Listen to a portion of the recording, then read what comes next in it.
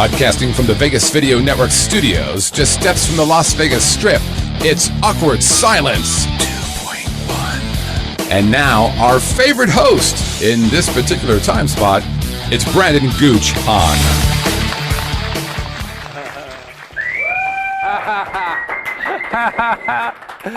Oh, how you doing? I'm Brandon Gooch Hahn, and welcome to Awkward Silence 2.1 right here on the Vegas Video Network. You want to get a hold of us? Give us a buzz. 866-966. Oh, which one are we doing? 866-966-4599. 866-966-4599. We have an email set up. awkward@vegasvideonetwork.com. awkward@vegasvideonetwork.com. And we also have live chat. Let's say you want to be. There you go. That made me moist. Let's say you want to be a part of the show. You want to ask a question to our guests who will be appearing momentarily. Live chat, vegasvideonetwork.com/live. And let's just say you want to see replays of the show. Don't worry about it. vegasvideonetwork.com, Roku, YouTube, and iTunes. You can catch replays of the shows on all those channels.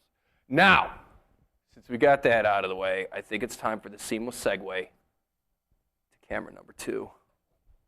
Ooh, damn. I don't want to brag, but So let's talk about the news. Lindsay Lohan has finally agreed to do a photo shoot for Playboy magazine. And I am shocked. Not that it's Playboy, the fact that it's not Hustler. I thought she'd be peed on by now. Boy, how the mighty have fallen. You know, this is just yet another disturbing trend that Playboy has been taking. They just keep getting these girls while they're way out of their prime. I mean, who do we have? Tiffany, not Tiffany, Tara Reid, Tiffany, Denise Richards. Who are they going to get next? Betty White? Brittany Murphy? Let's get with it, Hugh. And a new study has come out to reveal that there are women out there that actually have premature orgasms. And allow me to speak on behalf of men everywhere when I say there is no such thing as a female premature orgasm. Ladies, I appreciate you trying to put yourself in a man's shoes, but you can never understand the embarrassment that comes with a premature orgasm. That's like me saying that I understand what it's like to give birth to a child because I made a really big dump one time. Seriously. What happens when a female has a premature orgasm? She lets out a moan, her legs shake, the guy feels like he accomplished something, but most importantly, you get to keep on banging. What happens when a guy has a premature orgasm? The banging comes to an abrupt end because you can't stab somebody with a piece of string cheese. It's just sad. And then there's an awkward silence, namesake of the show, and there's also an apology. I'm sorry, this doesn't usually happen. You want to watch a movie? I got Kung Fu Panda 2 on Blu-ray. And finally, Steven Tyler had to cancel a concert in Paraguay this week because he took a nasty spill in his hotel room. And I don't know if you have seen these pictures, but can we get that picture, Jacob? Boom! Oh, my God! I really don't even have a joke for it. Look at that. Okay, this just in, Steven Tyler has now agreed to do a photo shoot for Playboy. Walk that way. And it's Halloween weekend here in Las Vegas, and there's so many parties to choose from. And who better to cover the action than our own party aficionado, Courtney Leone. Hey, Court. Hi, Peggy. Gooch. It's Halloween. You know what that means. It's roughly translated by most girls to say, fuck you, Dad. Obviously, you're referring to the girls that wear revealing clothing. Yeah, revealing clothing. That's a bit of an understatement. Ladies, I can see your clitori.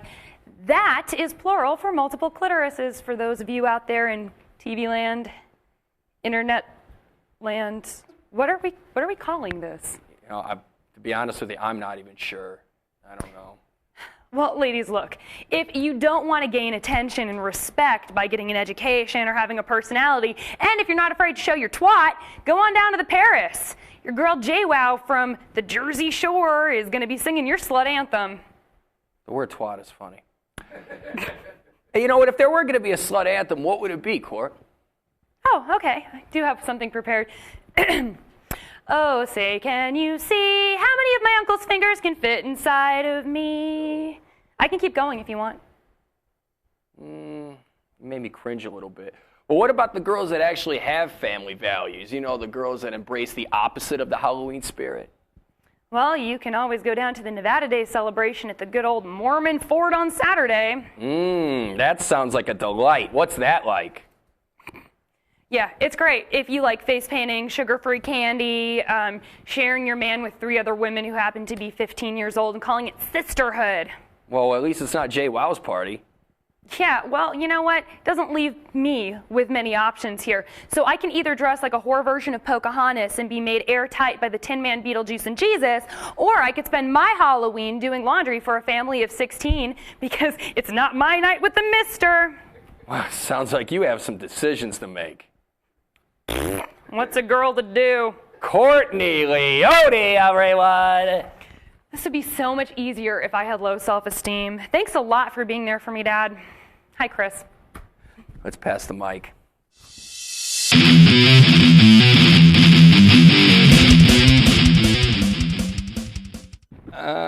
Pass the mic. This is the portion of the show where you, the viewer, gets to ask me, the host, a question at awkward@vegasvideonetwork.com. Awkward@vegasvideonetwork.com. Shoot us an email. Scott, what's up? 2 questions. First one from Bill. Bill wants to know, what comedy scene would you rather be a part of, New York or L.A.? All right. I would like to be a part of the New York comedy scene just because you could grab a mic anywhere and you can, and it's New York, but the people, there's just so many people there. And then you have L.A.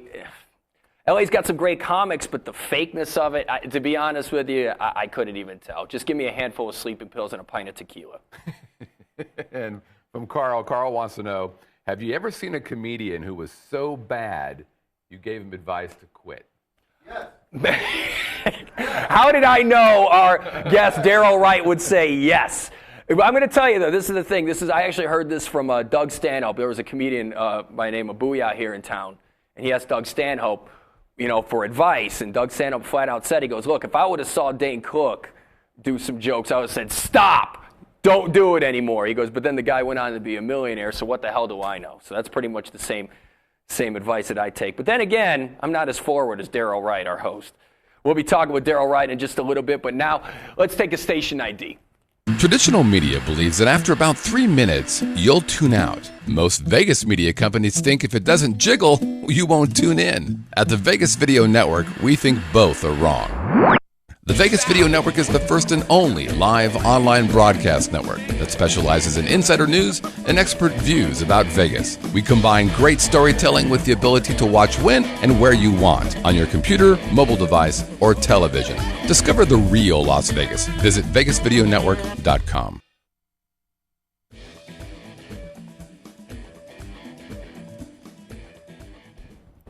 And we're back with Awkward Silence 2.1.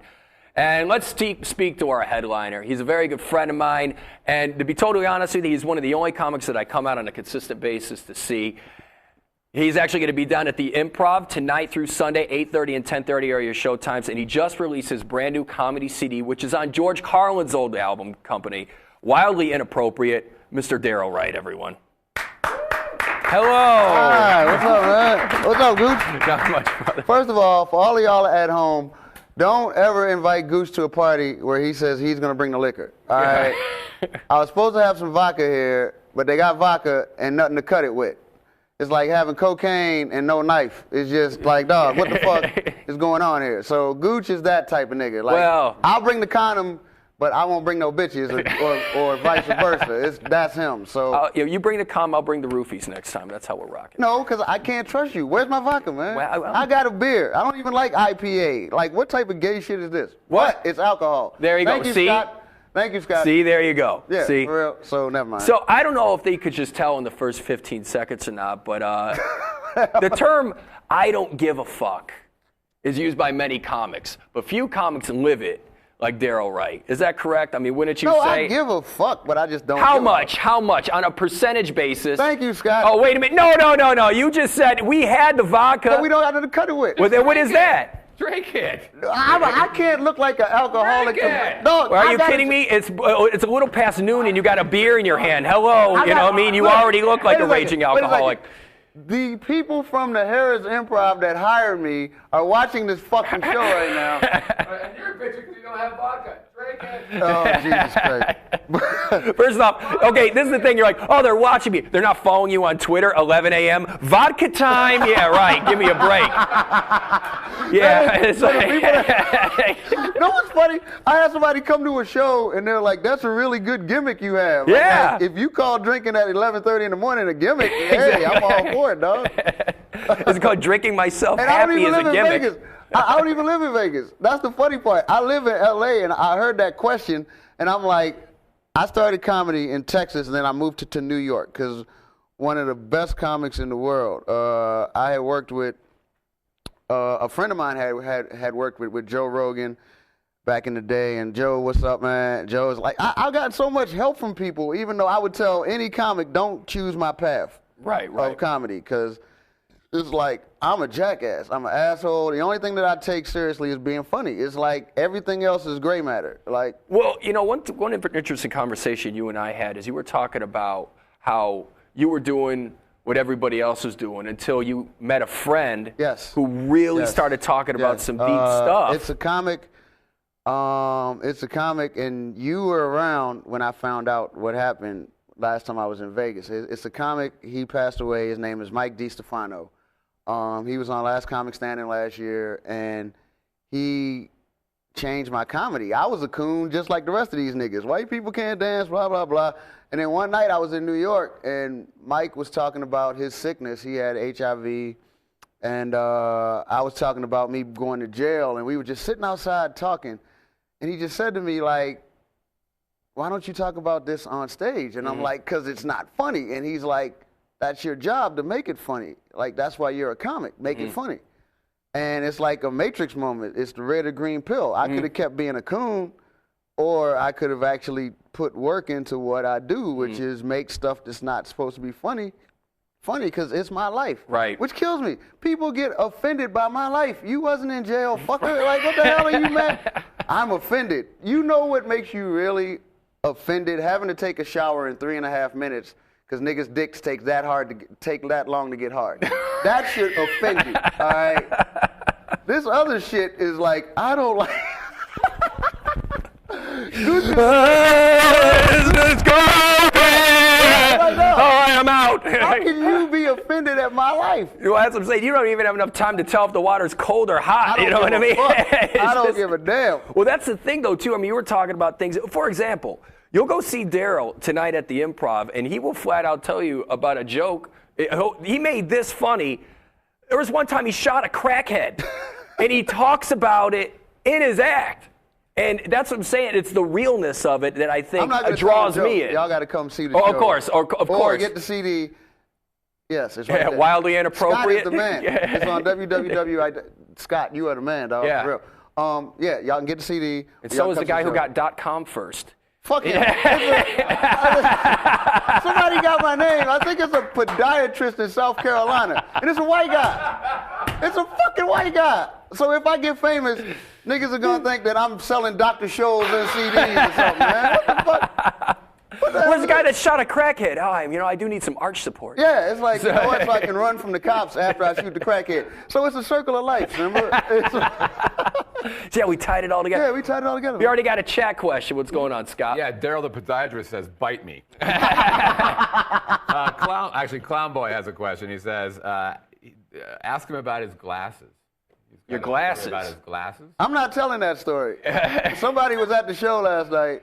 And speaking of the show last night, I do a show every Thursday night. It's called, what the hell is it called? CUI, Comics Under the Influence. We do it every Thursday at the Bikini Bar. And we have a cast of friends of us that do the show. My friend Booyah, Diaz Mackey, Scratch, Mike Simpson. But last night, there was a gentleman named Ricky Byrne who showed up. There was some. Let me just explain the story. Right. So Diaz, niggerish, ignorant shit. It is very ignorant, very ignorant. Fucking ignorant. So Diaz walks in and he gives me a handshake with that hand, by the way, and then he gives Ricky Byrne the stink finger, like puts his finger underneath his nose, which is highly gross. So then Diaz feels like he got one over on him, and then Ricky Byrne puts his fingers in the crack of his ass, and then he gets Diaz back with the stink finger, and then Diaz found out about it, and then all hell broke loose, and then Daryl found out about it. This is the comedy that you have to look forward to. Every Thursday. Their finger in their ass. And first of all, you know what? I don't normally comment on local comedy shit, but that is some niggerish, ignorant shit, because what happened was the one comic fingered this bitch that was so disgusting. Right. That's why he stink fingered the first guy.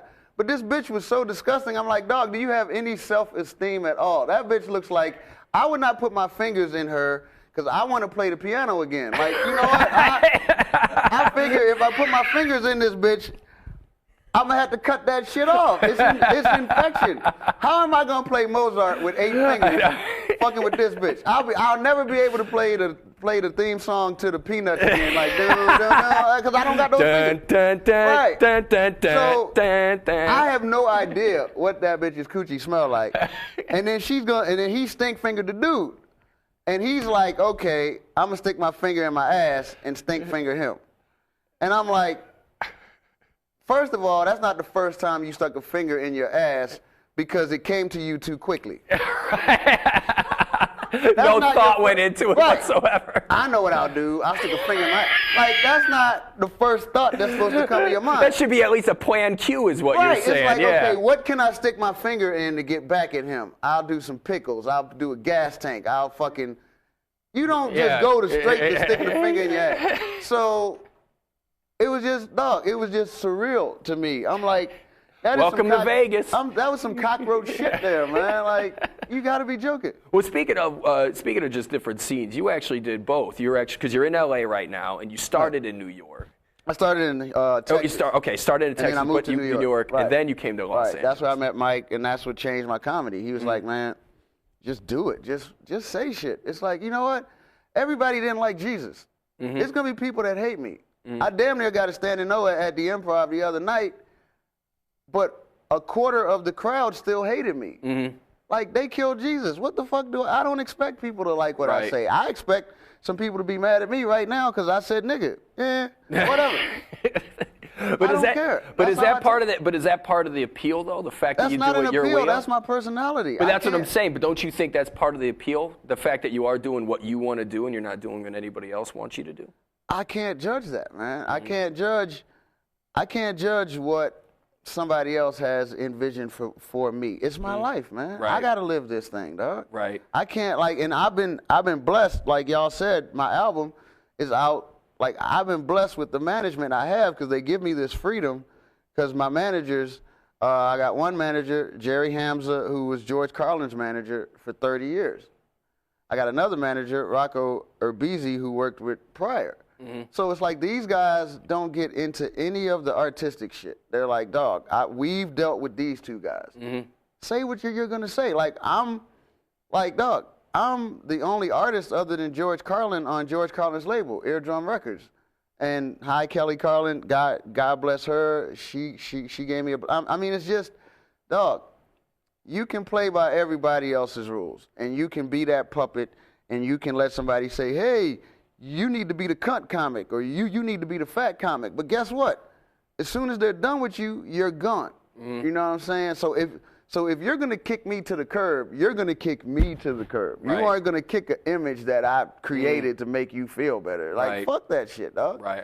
That's why all this goofy shit is on Comedy Central now. It's like, dog, you name me one Comedy Central special that you've seen, right, that you couldn't fucking replace the guy that said the jokes with anybody else.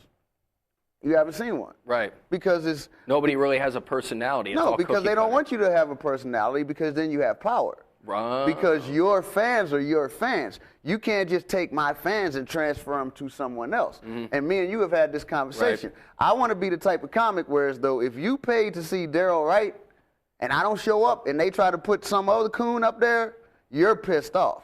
For the most part, most comics, if that guy doesn't show up and you put somebody else up, it's fine. Big deal. Right. But it's dudes like and you know my favorite comics like Ron White, Lewis Black, Robin Harris, rest in peace. Jim Jeffries is at the Palms tonight. Jim is my boy. Dog, it's dudes like that. If you paid to see them motherfuckers, and you throw up some coon from a Comedy Central roast, niggas is upset. Right. Because it's like, I didn't pay for this shit. I wanted Jim, or I wanted Ron, or I wanted Lewis. What the fuck is this? Right. So it's like the road that I've traveled, that's why I would tell any comedian, it's not the best road to take, but I love it. Right. You know what I'm saying? Well, it's working for you. Everybody's got a different road. Right. That's what you're saying. We got another chat question. What's happening, Scott? Yeah, they want to know if it was Daryl on Hell Date. Have you ever done any other kind of TV? Some comic is hitting me up. Some comic is hitting me up because they've heard my act. Leave it for the people, but this is a good story. If anybody knows what Hell Date is on BET, I got kicked off at Hell Date. Because, okay, it's a cross between Punk'd and Blind Date. Right. And I'm not an actor. Y'all know that, right? So what happened was, if you ever seen the show, it's a midget that runs out. It's like, it's supposed to be the worst blind date of your life. And then a midget runs out, and they're like, hi, you're on Hell. Actually, it's a midget, and it's Halloween, dressed like the devil. Since this is Halloween, that fits in really well.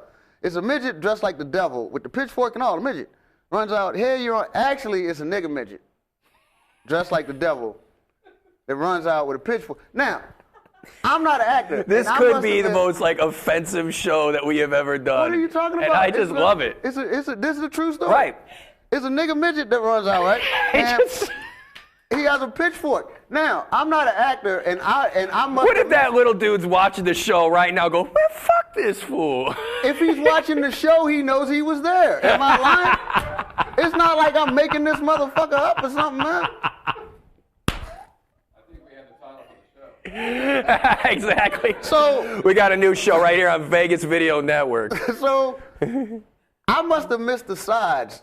You know how you get the script. I must not have read the script because I didn't know it was a nigga midget running. Because when this nigga midget runs out, I was in shock because first of all, I didn't even know that they made midgets in nigga, right? And then he runs out, and so I'm on the camera and I'm like, oh shit, it's a fucking midget. And they're like, cut. No. Right. And they're like, you gotta act like the midget ain't there. I'm like, are you fucking crazy? Right. It's a nigga midget dressed like the devil, and I'm a drunk. I'm thinking he's coming for my soul. I don't know that this is part of the fucking show. So needless to say, that's why you haven't seen me on BET. And that's a wrap. But you could catch Daryl hosting his brand new show, Nigga Midget, right here on the Vegas Video Network. No, that happened. That happened. That's why I'm like, it's a comic that knows that story and they hit me up. Are there any real questions, man? Like, let me have a question from somebody who's like, I'm pissed off at you because you're an asshole. No, but what Have you ever had something like that happen? That's where the title of the album came from. Right. Wildly Inappropriate. So somebody came up to you and actually said that Yeah, it was to you. a white lady, right?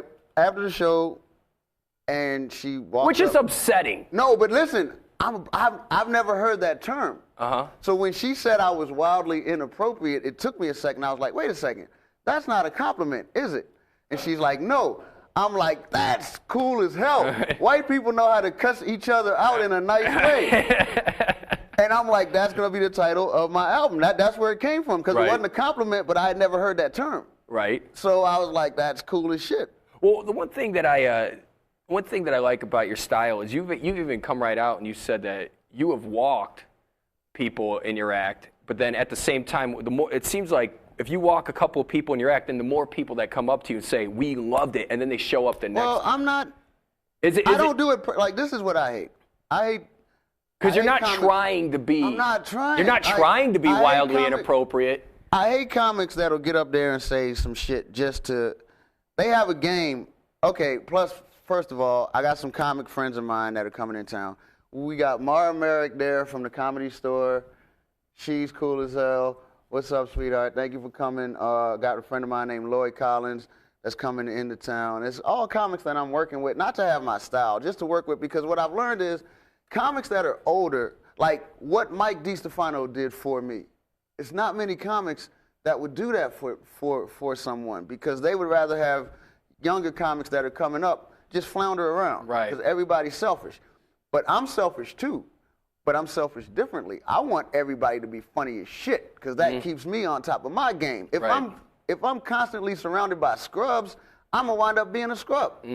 I I want everybody that I come in contact with to get funny as shit. That was one thing I wanted to tell you, too, is as a comic, you're not afraid to come up to somebody. You've done it to me. You've done it to other comics and said, good job. And not really gave them advice, but just said, but you encourage them.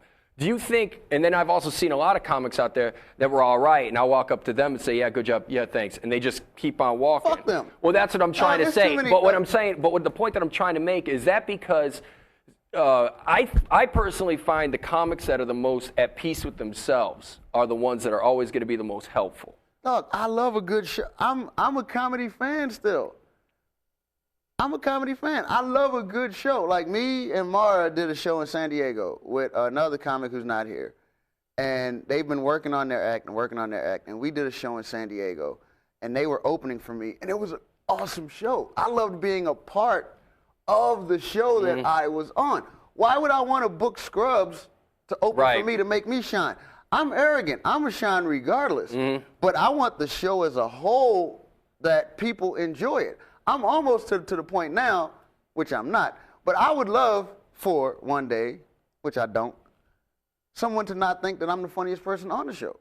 How many comics do you see come into this town and bring some scrub with them so they can shine? A lot. Exactly, so they can shine.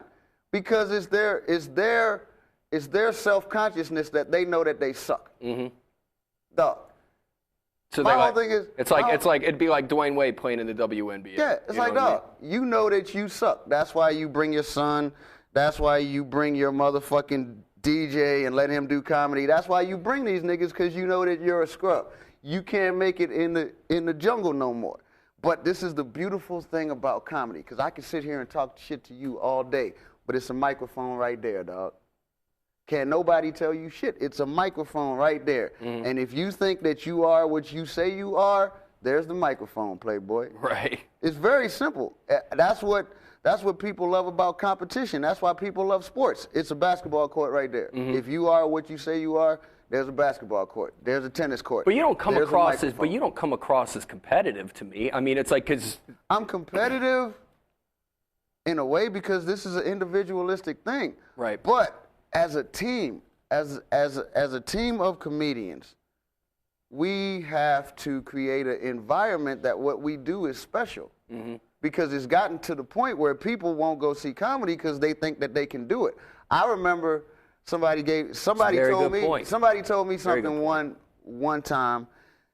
If you take two phrases and change a couple words in them, it makes it completely different. I remember when I saw Robin Harris do his HBO special. I was like, how does he do that? Now, I watch Comedy Central and I hear people come out and say, I can do that. It's the same phrase, but it's two different words. If you think that you can do it, why am I going to pay $20 to see you do something that I think that I can do?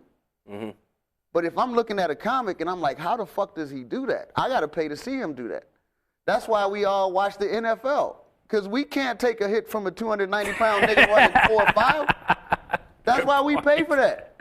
Exactly.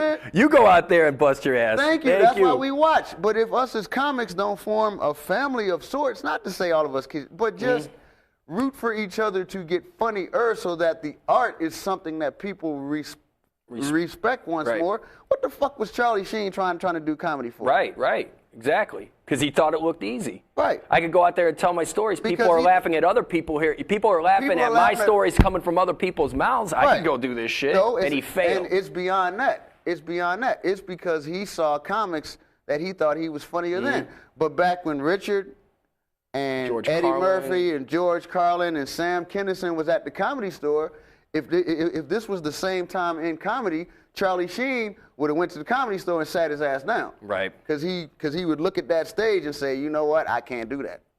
Well. But right now, it's like the Wild West. Everybody thinks that they a fucking comic. Yeah, everybody thinks they're a gunslinger. And you know what? I have no knock on their hustle. Just don't put them on stage with me, because I don't even got to talk about them. Yeah. Because what you do when you're on stage doesn't matter to me. That's gray matter. But if you want your feelings hurt, be on the same show with me. Because I don't even got to talk about you, and I will show you why you need to stick to fucking acting, which is not a problem. I don't act. That's why I don't act, because I have no passion for it. Right. Stay out of my shit. Okay. You know what I'm saying? It is what it is. Well, I appreciate you stopping by, Daryl Wright. One more time, Daryl Wright's going to be down at the Improv tonight through Did I Sunday. sound bitter? No, you didn't. You sounded happy, and I think you really made a family atmosphere right here at the VegasVideoNetwork.com. DarylWright.org. Did I sound bitter, Scott? DarylWright.org. You know, I've seen a lot of comedians, and you're probably the lightest, brightest comedian we've had here. Yeah. Very friendly. Very I funny. hope to have dinner with you later. You know what? It's the cocoa butter that Gooch gave me that makes Exactly. I want them to You know smell what it good, is? It's and I want them to be your moisturized. Vodka is what it is. Exactly. Oh yeah, right. Hey, Breakfast. for all of you comics out there, stop by. Stop by the Vegas Video Network, and fucking Scott will give you a commemorative bottle of vodka. With no orange juice. Is this rice? Rice vodka? Have a little drink, bro. Do I look Asian to you? Daryl Wright, one more time, will be at the Improv tonight through Sunday, 8:30 and 10:30 are your show times. DarylWright.org, and don't forget to get his comedy CD, Wildly Inappropriate. You can get it on iTunes. Everywhere. Just and go to plus the on his website, website. download it. Daryl, thank you very much Gooch, for it's stopping by, always brother. fun, man. Appreciate it. We'll be seeing you next week at 1 o'clock, Awkward Silence 2.1 on the VegasVideoNetwork.com. And don't forget, you can catch the replay of this show on VegasVideoNetwork.com, Roku, iTunes, and YouTube. Can I we'll say see you one next last week. thing? One more thing. You out of your fucking mind. And by the way, if y'all see Courtney out at the Mormon place, give her a drink. If y'all see Courtney out at J Wild shit, hit her with a bottle and take her the fuck out of there. Because she's better than that, all right? Good night, guys. See you guys later.